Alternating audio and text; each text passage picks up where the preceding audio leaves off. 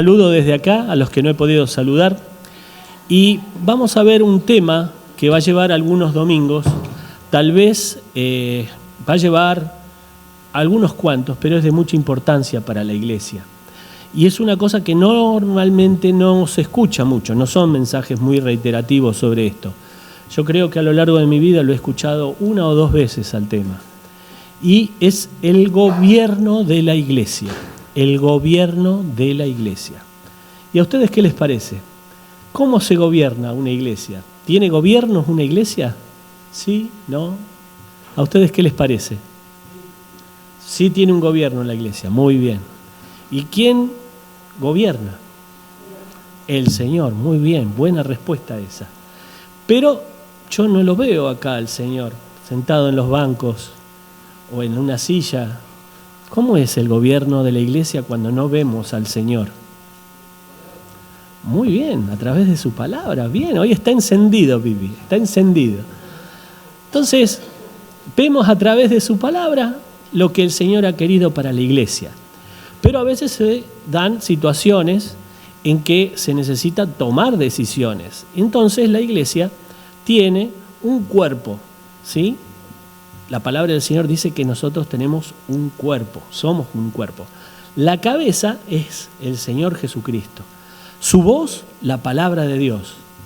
Pero en el hecho diario, en el hecho de cotidianidad, o disculpen si no lo pronuncio bien, tenemos a los ancianos, pastores, obispos, sobrevedores, y también tenemos a los diáconos. ¿Quiénes son estos hermanos que dicen pastores, diáconos, obispos, sobrevedores? Estas 3 palabras o 4 palabras son un equivalente, son sinónimos, significan lo mismo, pero existen porque tienen connotaciones distintas, ¿sí? Entonces, ¿qué es un pastor? ¿Qué es un pastor? El que cuida las ovejas. ¿Qué más? No lo llegué a escuchar por ahí.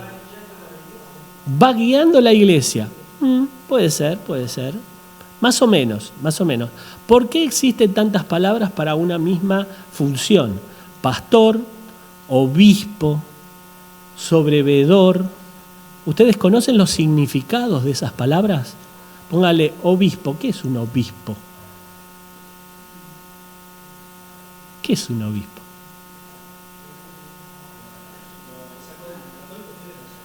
Sí, tienen obispo, sí. En la iglesia primitiva de los primeros 300 años, también las iglesias tenían obispo. Después la iglesia católica es como que lo abrazó al concepto y le dio otros sentidos. Pero sí, obispo significa administrador, es un administrador el obispo. El pastor, está bien, perfecto, es alguien que pastorea, alguien que cuida las ovejas.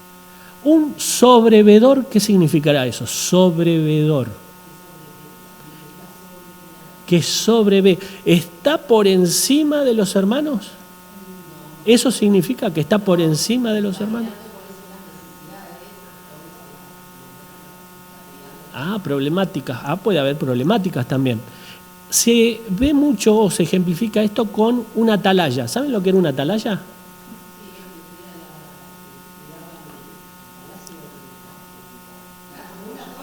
Una fortaleza.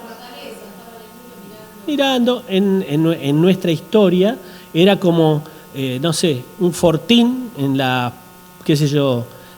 los lugares donde los indios estaban. Y había una atalaya donde estaba un soldado mirando el horizonte a ver si aparecían los indios. Y decía, alarma, alarma, cuando venían los indios. Es un poco eso. El sobrevedor es aquel que otea el horizonte y avisa si hay algún peligro que se cierne sobre el lugar. Todas estas palabras van definiendo un poco esa función. ¿Y qué será un diácono? ¿Quién es un diácono? ¿Qué es un diácono? La definición de diácono es servidor, ¿sí? Es un servidor el diácono. Y yo veo acá un montón de servidores, ¿o no? Vamos a encontrar algunos detalles, pero Todos somos diáconos, todos, porque todos servimos al Señor. Pero hay una distinción. Hay diáconos, porque la palabra propiamente lo dice por todos. Hay hermanas y diaconisas. La palabra del Señor marca eso. En el caso de ancianos y pastores, no. Solamente lo menciona la palabra de Dios en masculino. Pero con respecto a los diáconos puede haber esa distinción, femenino y masculino, y eso como un título, ¿no es cierto? ¿Por qué será como un título el diácono? Si digo aquel es diácono, y a veces no lo digo por Cristian.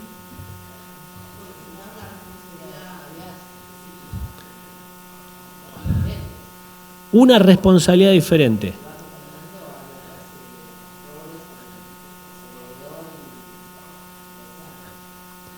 El tema es el reconocimiento público. Un diácono es un hermano que ha dado un servicio, un trabajo hacia la iglesia, y la iglesia lo ha reconocido formalmente como diácono. ¿Sí? ¿Me van siguiendo? Entonces, a lo largo de unos cuantos domingos vamos a empezar a estudiar lo que es el gobierno de la iglesia. Yo los voy a invitar a buscar la carta de Tito. Hay dos lugares primordialmente donde podemos ver este concepto. Uno es 1 Timoteo capítulo 3, versículo 1, y también el primer capítulo de Tito, que los invito a buscar Tito. Tito capítulo 1, ¿sí? Tito capítulo 1, versículo 1. Vamos a ir leyéndolo, comenzando del versículo 1 hasta el 5. Después vamos a ir abordándolo y vamos a seguir avanzando. Pero vamos a empezar con Tito 1:1. Y dice así: Pablo, siervo de Dios y apóstol de Jesucristo, conforme a la fe de los escogidos de Dios y el conocimiento de la verdad que es según la piedad, en la esperanza... muy bien, va, te invito. No, te invito. Bueno, pensé que era uno y uno. No. En la esperanza de la vida eterna, la cual Dios finalmente prometió desde antes del principio de los siglos. En su debido tiempo manifestó su palabra por medio de la predicación, como fue encomendada por el mandato de Dios y el Salvador. Tito, verdadero hijo de la común fe, gracia, misericordia y paz, de Dios Padre y del Señor Jesucristo nuestro Salvador. Muy bien, versículo 5 dice: por esta causa te dejé en Creta, para que corrigieses lo deficiente y establecieses ancianos en cada ciudad, así como yo te mandé. Y vamos a ir tomando algunos pasajes para encontrar la enseñanza bíblica. En el versículo 5 está el objetivo de Tito. A Tito lo envía el apóstol Pablo a una isla que se llama Creta, que está en el Mediterráneo. Y le dice que por esta causa te dejé en Creta, para que corrigieses lo deficiente y establecieses, ¿qué cosa? Ancianos. Para que establecieses ancianos. Acá ahora les hago una pregunta. ¿Puede haber una iglesia sin ancianos? Sí, no. ¿Sí o no? ¿Quién más? ¿Qué opinan? ¿Puede haber una iglesia sin ancianos? No. ¿Y cuál es el argumento para decir sí o no? Bienvenidas.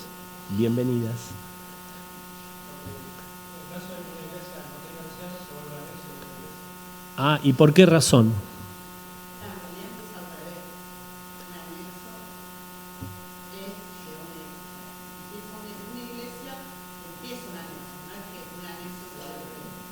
Claro.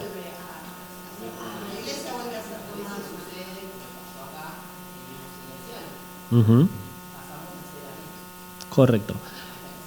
La palabra, sí.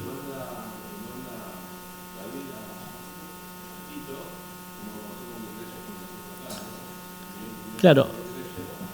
Lo que pasa en la vida cotidiana de las historias de las iglesias es que una iglesia cuando crece mucho, no es bueno que crezca en demasía. Yo sé que están muy de moda las iglesias multitudinarias, las iglesias de 5.000 miembros, 4.000 miembros, pero la palabra del Señor eso no lo marca, no lo marca.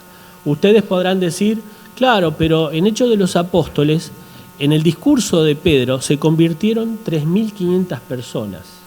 ¡Wow! Un montón. Y en el segundo discurso del apóstol Pablo, de Pedro, en el pórtico de Salomón, también se convirtieron miles de personas. Pero lo que hizo Dios fue una diáspora. Con la persecución de los romanos, los cristianos se dispersaron. Entonces, nosotros vamos a ir notando, si estudiamos la palabra del Señor, que las iglesias no eran tan multitudinarias, 1.000 miembros, 2.000 miembros, 5.000 miembros. En realidad, lo que siempre deseó el Señor, que el Evangelio se extienda, que siga corriendo a través de los siglos y de los tiempos a la humanidad. Y agrupándose grandes cantidades de cristianos, esto no se cumple. Se cumple cuando la iglesia forma anexos y a su vez cuando estos anexos crecen, se convierten en iglesias. Pero eso sería lo ideal. Eso sería lo ideal. Acá la hermana Adriana dice, nosotros pasamos un periodo, hace 10 años, que nos convertimos en anexo. En realidad es como involucionar, es ir para atrás. La realidad de las iglesias es que crezcan y lleven el Evangelio hasta el fin del mundo. Pero a veces se dan esas situaciones anómalas. No es lo normal ni lo que Dios quiere. Pero hay una gran verdad. Una iglesia sin ancianos no es iglesia. No es iglesia. Uno dice, pero hay unos cuantos hermanos. Claro, pero lo que define una iglesia son los dones. Son los dones. Tiene que haber, para ser una iglesia, tienen que haber los dones representados. No solo el de pastor o un hermano que tenga el don de pastoreo, sino también de evangelista, el de maestro, el que preside con solicitud. Tiene que haber todos esos dones para que la iglesia sea constituida. Y vamos a hacer una pequeña diferenciación. Una cosa es el individuo que trabaja como pastor, que cuida a la grey, y otra cosa es el don. Son dos cosas distintas. La función de pastor o sobrevedor o obispo lo puede ejercer cualquier hermano que cumpla una serie de definiciones y no necesariamente tiene que tener el don de pastoreo. ¿Se entiende esto? Porque parece un juego de palabras. Un hermano puede ser maestro y también puede ser sobrevedor, o obispo o pastor. Pero a veces se da también, y que es necesario en la iglesia, que exista el hermano sobrevedor o obispo con el don de pastor. ¿Por qué a veces decimos tiene que haber? Y no es una cosa indefectible. Porque las iglesias, y es una cosa que quiero hoy marcar como una cosa muy importante, hermanos, yo sé que hay muchas iglesias que tienen únicos pastores, pero la palabra del Señor no lo dice de esa manera. Yo a veces he conversado con muchos hermanos que vienen de otras asambleas y empiezan a decir el pastor. Entonces yo les digo, es una función dentro del gobierno de la iglesia y tiene que haber más hermanos que ejercen este servicio a la iglesia, de ser sobrevedores, obispos o pastores, porque no todos los hermanos tienen los mismos dones. Y en una iglesia donde hay un buen gobierno, tiene que haber más de un hermano que esté sirviendo de esa manera, como sobrevedor, como pastor, como obispo, y que tenga otro don, de presidir. Es muy importante tener un hermano que preside. Es un hermano que va en la cabeza, porque algunos digo como definición de pastor, aquel que preside, aquel que le da una dirección a la iglesia. No sé cuál de los hermanos dijo esto, pero es muy importante que haya un hermano que sea sobrevedor. Empiezo a usar indistintamente las palabras para que se acostumbren. Es un sinónimo, es decir, pastor, sobrevedor, obispo, son sinónimos. Simplemente es una función que está ejerciendo algún hermano en el gobierno de la iglesia. Pero, sí, hermano.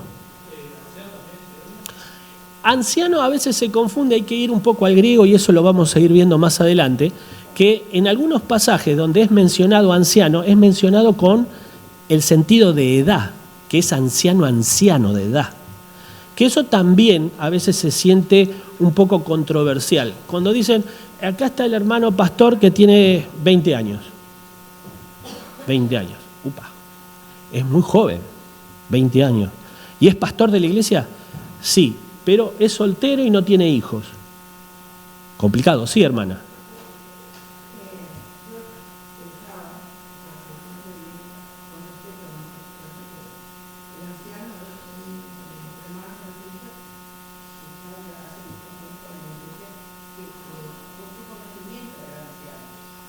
Muy bien, vamos a hablar sobre eso ahora. Vamos a aclarar lo que está diciendo doña Carmen. Tal vez no avancemos mucho hoy. Yo tengo unos cuantos pasajes para abordar, pero es importante ir solventando las dudas. Sí, el anciano tiene que nacer de la propia congregación. Hay asambleas, pongo por ejemplo, no digo nombres, pero hay iglesias que son bautistas. Las iglesias bautistas son un poco piramidales. Entonces, el pastor de la iglesia es designado por una comisión que está en la provincia de Buenos Aires. ¿Sí? Entonces, cada 2 años es rotado el pastor. Puede ser que quede por otros 2 años más, 4, 6 años. La misma congregación dice, nosotros vimos el trabajo del pastor y está muy bueno, y entonces le hablan a esa comisión de pastores que lo conserven 2 años más y 2 años más, no más de 6 generalmente, y es un único pastor. Y hay una comisión que dicta que los pastores son designados en cada iglesia. Este es un poco el formato de las iglesias bautistas. Pero es un formato muy humano, muy humano. Las iglesias son independientes. No debería haber una comisión por encima de las iglesias. Las iglesias son unidades, cuerpos locales. Y entonces no puede haber una autoridad por encima de la iglesia. La iglesia se gobierna a sí mismo a través de sus hermanos. Y ya vamos a ir viendo, porque tampoco es un déspota el pastor, el anciano, el diácono. No es que él es el Dios y todos dicen amén cada vez que dicen algo. Que eso también sucede en otras asambleas. Al ser un único pastor, él es el que dice esto es correcto, esto no es correcto, esto se va a hacer así. Eso la palabra del Señor no lo muestra de esa manera. Y fíjense, un poco avanzando acá en lo que hemos leído en Tito, dice el versículo 5. Por esta causa te dejé en Creta para corregir lo deficiente y establecieses ancianos en cada ciudad, así como te mandé. Y fíjense que cuando dice ancianos, plural, ancianos. Una hermana una vez estaba conversando con ella y me dice, no, pero este pasaje no es válido, porque dice ancianos porque está hablando de distintas iglesias, entonces en distintas iglesias hay ancianos. No es así. La palabra del Señor, a medida que vayamos estudiando la palabra, van a ver que dice en una iglesia puntual, que es en Hechos de los Apóstoles capítulo 20, en la despedida de Pablo en... se me escapó la ciudad. Capítulo 20 de Hechos de los Apóstoles, en la despedida de Mileto, él se quiere despedir de la congregación porque sabe que ya no va a volver, porque sabe que después de ese tiempo él iba a ser martirizado y muerto, y dice, de alguna forma le invita a la iglesia a esa despedida, y él dice, solamente a los de Mileto, dice, que vengan los ancianos, que vengan los ancianos. No es que estaba hablando de un conjunto de iglesias y en cada iglesia iba a haber uno y entonces cuando los reunís, entonces, Miguel, hay un señor ahí en la puerta, a ver si le podemos ayudar en algo.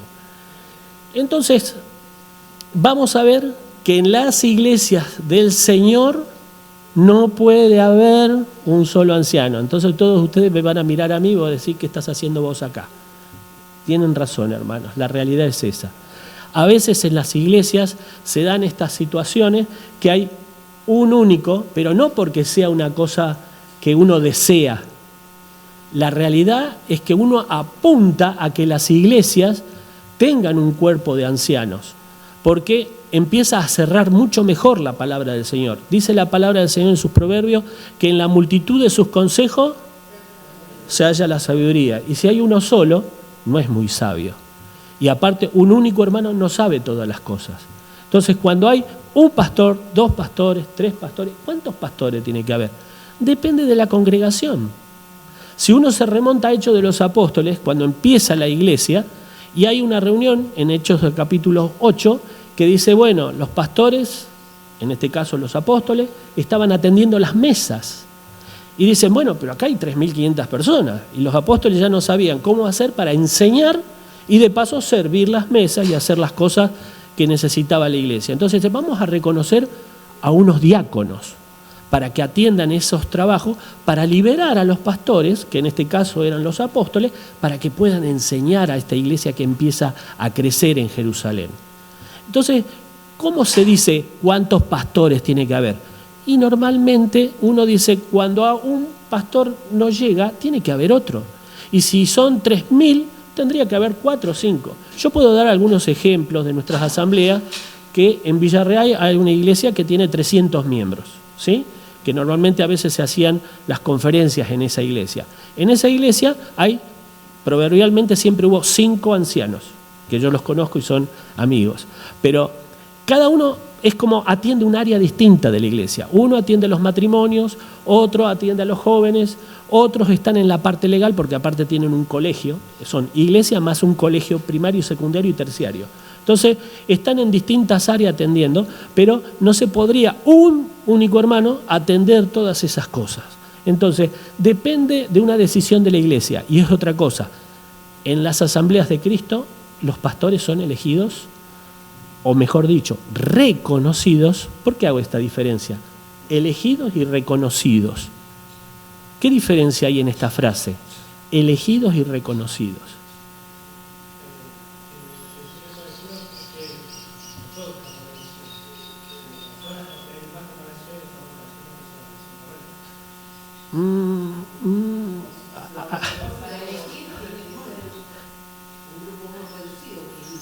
A ver, hagamos así. Sí, hermano. Ay, me gustó mucho más. Una cosa es reconocer, ¿sí? Y otra cosa es elegir. Si uno dice elegir, hay democracia. Y nosotros en principio dijimos que en la iglesia es un gobierno donde gobierna el Señor. Entonces, si gobierna los hermanos, dicen, bueno, a ver, levanten la mano quien quiere que Andrés sea pastor de la iglesia.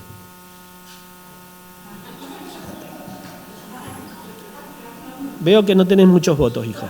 Pero sería democracia. La palabra democracia significa el poder en manos del pueblo. Y la iglesia es teocrática, el poder en manos de Dios. Entonces, cuando nosotros salimos por ese camino, decimos, vamos a elegir el pastor, estamos yendo en contra de la palabra de Dios.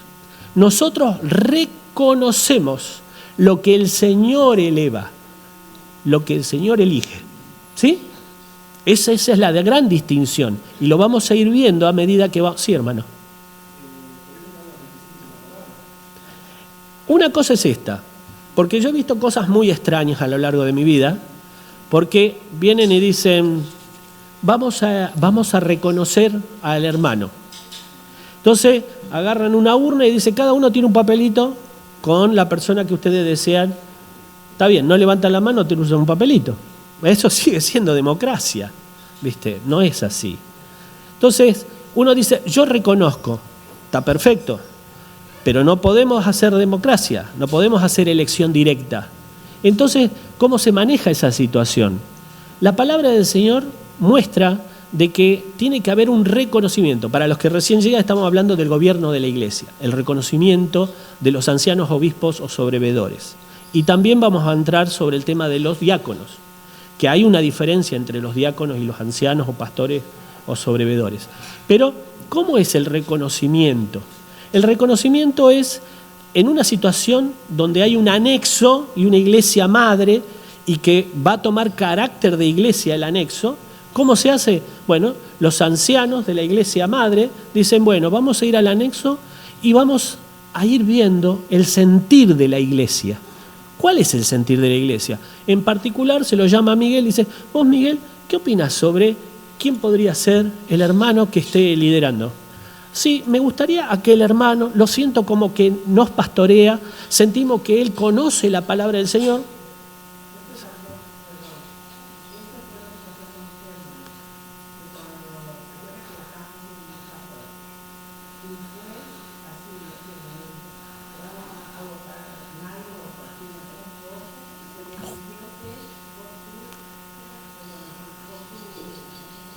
Servicio al Señor.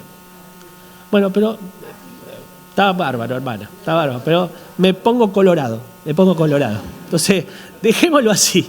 Entonces, la cuestión es el reconocimiento privado. El anciano o los ancianos de la iglesia madre, que sería lo ideal, una iglesia que es anexo y se va a convertir en iglesia, van los ya ancianos. Ancianos hacen ese como supervisar el sentir del anexo de la iglesia. Y dice, ¿a vos qué te parece, hermano? Y vos lo decís, no yo te lo propongo. Eso es una cosa que a veces se hace. Hermano, tenés que decir entre 4 o 5. ¿Esto es así? No, eso ya es elección directa. No, ¿usted qué opina, hermano? Está bien, me parece ese. Y es discreto, significa que yo no le digo después al resto de los hermanos lo que opina Miguel, ponele. Y después le pregunto a Andrés lo que opina Miguel y se lo digo a Miguel, ¿viste? Porque ahí empieza a haber una elección directa. ¿Cómo se hace? Uno va diciendo, bueno, ¿y a vos por qué te gusta? Y porque voy a jugar a la pelota con él, o juega muy bien al pool, y entonces yo me llevo muy lindo con él. Bueno, está bien, hermano. No se lo cuestiona. Pero los hermanos ancianos, que debería haber más de uno, dicen, es interesante, ¿por qué querés eso? Pero vamos a ponerlo como aparte, ¿no es cierto? Te llevas bien con él porque juega bien a la pelota. Bueno, está bien. ¿Y vos, hermano Andrés, a quién? ¿A aquel hermano? Porque él está encargado y ya lo ha hecho bien al servicio, trabajando con los jóvenes, o haciendo evangelización, o haciendo... Muy bien, eso se valoriza. Y se va valorizando cada una de las opiniones.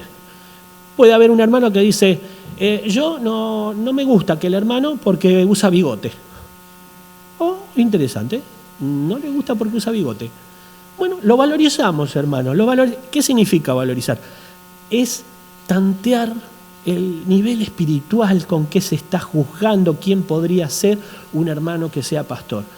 Los hermanos que hemos adquirido un poco más de experiencia, de valorización de la palabra de Dios, dice, esto tiene peso, esto del bigote no tiene peso. O a mí no me gusta aquel porque estoy peleado con aquel. Peor.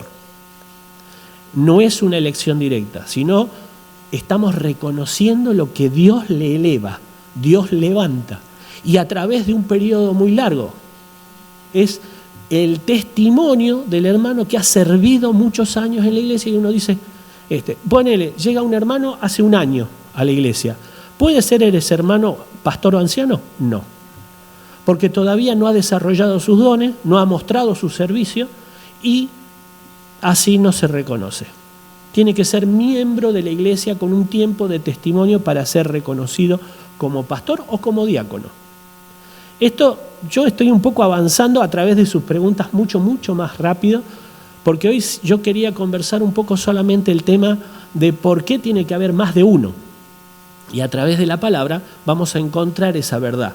Vamos a avanzar un poquito porque si no, nada me queda. Vamos a ir a Hechos de los Apóstoles 14, 23, 22 y 23. Hechos de los Apóstoles, capítulo 14, versículo 22 y 23.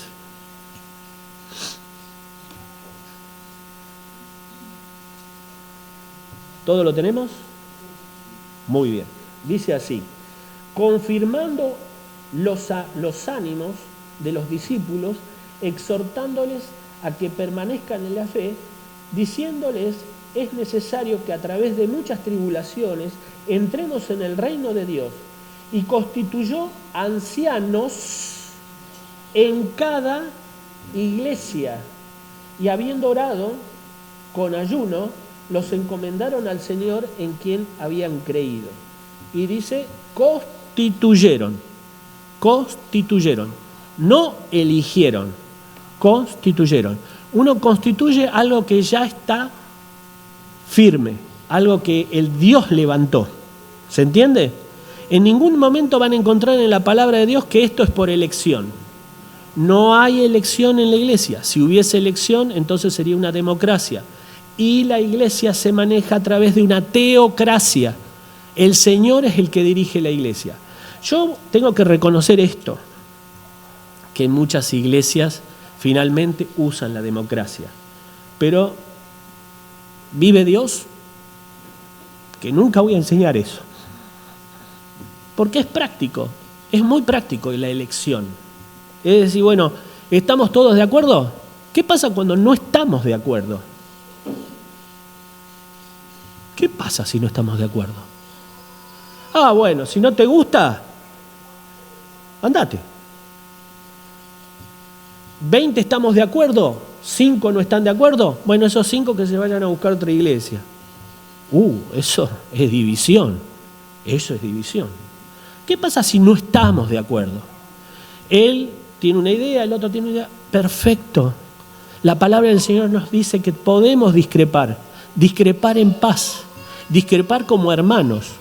Y siempre, finalmente, como dice Filipenses capítulo 2, buscando de ser de un mismo sentir. Pero eso lleva tiempo. Sí, lleva tiempo, hermanos. Sí. Pero no podemos plantear una solución humana para ser rapiditos, para ser prácticos. No. Uno, si es necesario, tiene que estar 1 año, 2 años, 3 años, los tiempos que sean, para salvaguardar la unidad de la iglesia. El ser de un mismo sentir.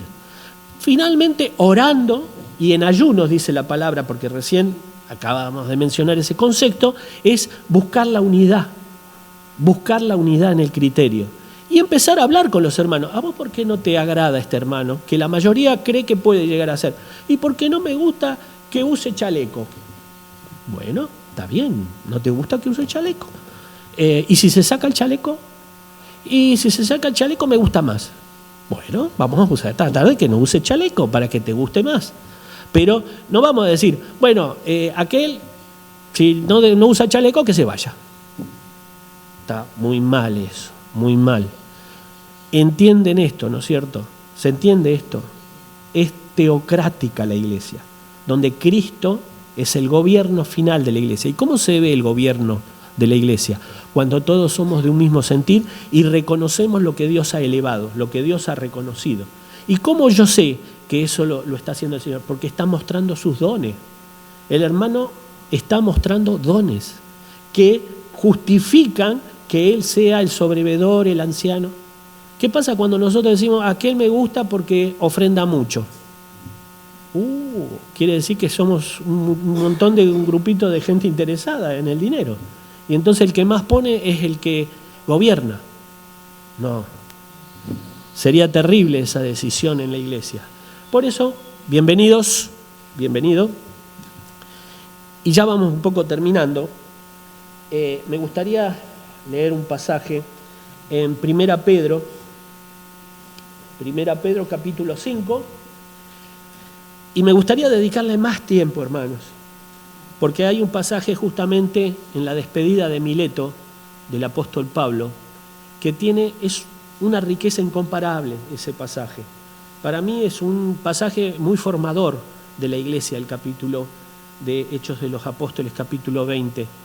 Pero vamos a leer de 1 Pedro, por amor al tiempo, y dice así, 1 Pedro, capítulo 5, versículo 1. Ruego a los ancianos que están entre vosotros, yo anciano también, con ellos, y testigo de los padecimientos de Cristo, que soy también partícipe de la gloria que será revelada. Apacentad la grey de Dios, hablando de los pastores, obispos o sobrevedores, es que están entre vosotros, no sobre vosotros. Concepto importante, el pastor no está por encima de la grey, está entre la grey, entre vosotros, cuidando de ella, no por fuerza,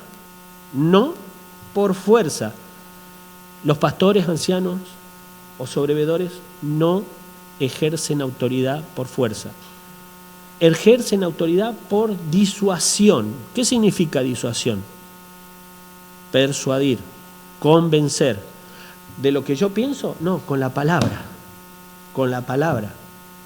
No es mi autoridad, es la autoridad de la Biblia. Yo te digo lo que dice la Biblia. Vos después hacés lo que quieras. Pero yo te digo lo que dice la Biblia. Si vos querés ponerte en una actitud belicosa, rebelde o como la llamemos, no es conmigo, no es conmigo. Es a la palabra del Señor. Entonces, persuadir, no por fuerza, dice la palabra del Señor. Cuidando de ella, no por fuerza, sino voluntariamente. Queda claro esto, voluntariamente. No por ganancia deshonesta. Y ustedes dirán, ¿y por qué dirá esto la palabra del Señor? Porque hay muchas iglesias que se manejan a través del... ¿Se entiende, no? Mara me mira como diciendo que estoy diciendo, ¿no? Pero sí, hermanos, sí. Hay muchas iglesias que se manejan por el lucro. O a veces se toman decisiones por el lucro. Porque en algunas iglesias el pastor vive de las ofrendas. Y cuando uno vive de las ofrendas, entonces a veces hay distorsiones. Te dejo hacer lo que quieras, pero si vos ofrendás. Puede pasar cualquier cosa, pero te vamos a cuidar a vos en vez de aquel porque vos sos importante.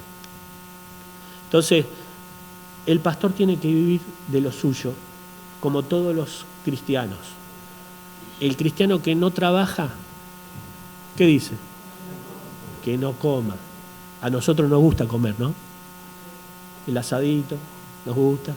Entonces, ¿te gusta? Trabaja, amigo, trabaja. Pero hay muchos lugares donde esto no se da y entonces se distorsiona. Muchos hermanos me van a decir, claro, pero en 1 Corintios capítulo 9 dice que no pongáis bozal al buey que trilla. El buey siembra y después quiere comer la alfalfa que sembró. Entonces no le pongas otra vez el bozal para que no pueda comer. Déjalo. Si él sembró, puede comer de la alfalfa. Comen alfalfa los animalitos. ¿Se entiende, no? Entonces uno dice, vamos, pobrecito. Claro, está perfecto. Entonces los pastores dicen, yo tengo derecho de la ofrenda, sacar algo para yo vivir. Claro, pero el que dio ese permiso dijo, pero yo no he hecho eso. Entonces tomá el ejemplo del que lo dice. El apóstol Pablo dice, yo no he sido gravoso para que el evangelio no tenga estorbo. No digan, vos servís a Dios por... ¿Qué pasa? Entonces, uno a veces confunde la palabra del Señor porque se queda con lo que le sirve, con el pasaje que valida su actitud. Y no es así. Y lo vamos a ir viendo en muchos detalles de la palabra del Señor con respecto a muchos temas. Cuando entremos en ese detalle, ese listado, donde son cosas que debe tener el anciano, y dice, bueno, marido de una sola mujer. ¿Marido de una sola mujer? Pero no dice lo contrario. ¿Cómo que no dice lo contrario? Pastor puede ser soltero. Yo digo terminantemente que no.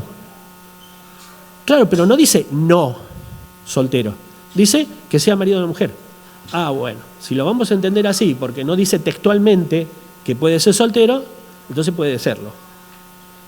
Bueno, entonces hagamos una fiesta de la Biblia. Hagamos una fiesta. Podemos hacer... no dijo que no fume, entonces no fumamos. Puede fumar el pastor. Algunos curas fuman. Entonces, no lo dice la Biblia. Claro, pero somos templo del Espíritu Santo.